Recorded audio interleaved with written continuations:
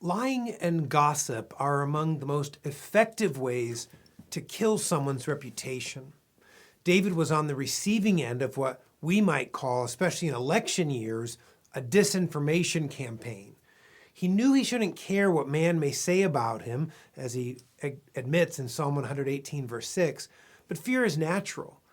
And David's enemies were formidable. They made secret plans to accomplish evil purposes, drawing deep from their arsenal of wickedness. They were vicious, bold, persistent, and confident. The human heart is like a deep well in its capacity to produce evil schemes. What do you do in David's position? When people gossip about you to make you look stupid or spread rumors to try to get you fired?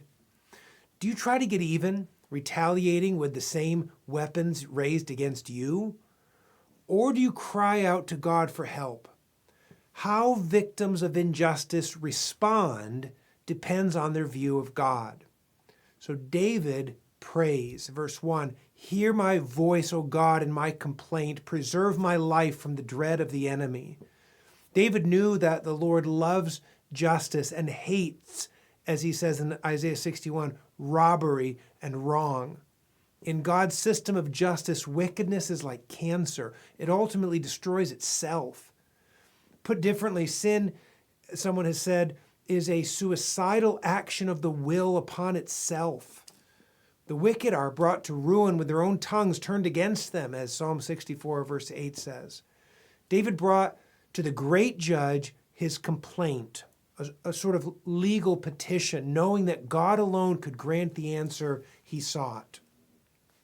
But the author isn't only thinking of himself. Psalm 64 isn't a journal entry. It's a notice for those on both sides of vicious plots. More fearful than injustice itself is God's intervention against it. The greatest schemes of man, God can strike down instantly. The wicked are wounded suddenly, verse 7 says. And when wicked people fall, verse 8 adds, all who see them will wag their heads. Moses prophesied that the downfall of Pharaoh would cause fear and dread to fall on God's other enemies. The failure of wicked plans should cause everyone to ponder what God has done, lest the same thing happen to us. But believers also need this psalm. For those who trust the Lord, justice is reason to rejoice, as the psalm versification puts it. Thou, Lord, art a refuge for all the oppressed. All trust thee who know thee, and trusting are blessed. Here's Psalm 64. To the choir master, a psalm of David. Hear my voice, O God, in my complaint. Preserve my life from the dread of the enemy.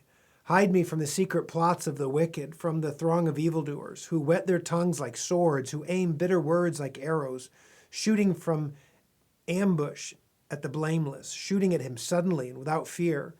They hold fast to their evil purpose. They talk of lying snares secretly, thinking, who can see them? They search out injustice, saying, we have accomplished a diligent search. For the inward mind and heart of a man are deep. But God shoots his arrows at them.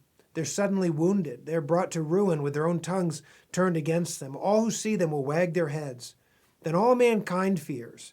They tell what God has brought about and ponder what he has done. Let the righteous one rejoice in the Lord and take refuge in him. Let all the upright in heart exalt.